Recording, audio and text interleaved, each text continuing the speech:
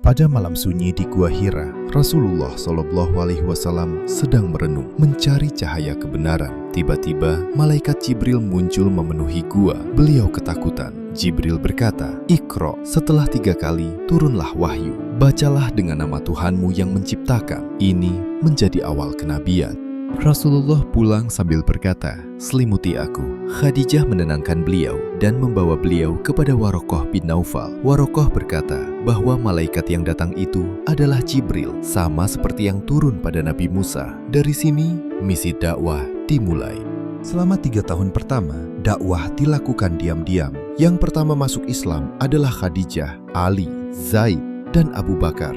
Islam mulai tumbuh perlahan, hingga akhirnya Allah memerintahkan dakwah terang-terangan. Ketika dakwah dibuka secara publik, penentangan Quraisy menjadi keras. Bilal disiksa di padang pasir, keluarga Yasir dibunuh, sahabat dipukul dan dipermalukan. Namun Rasulullah terus berkata, "Bersabarlah wahai keluarga Yasir, tempat kalian adalah surga."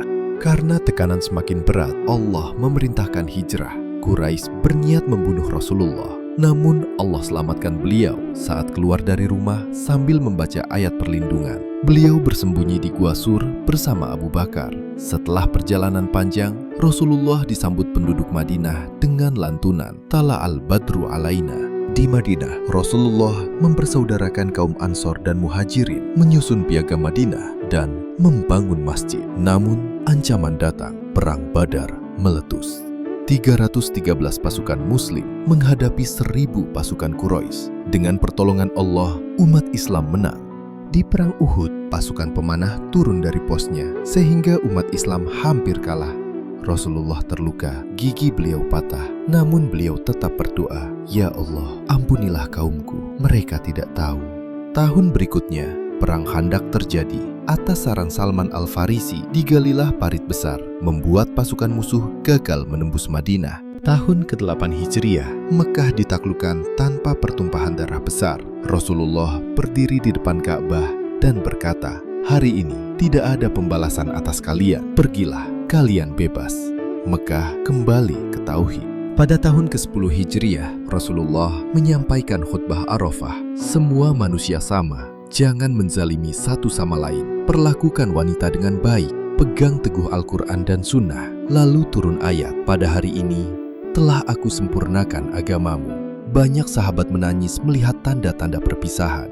Beberapa bulan setelahnya, Rasulullah jatuh sakit, demam tinggi. Namun beliau masih mengimami sholat beberapa kali. Hari-hari terakhir, beliau berada di rumah Aisyah. Saat menjelang wafat, beliau mengangkat tangan ke langit dan berbisik, "Ar-Rafiq Al-A'la."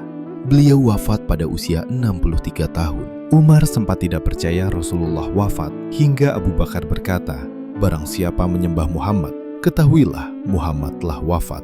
Barang siapa menyembah Allah, Allah tidak akan pernah mati." Madinah menangis, dunia berkabung. Namun cahaya Islam terus hidup hingga kini.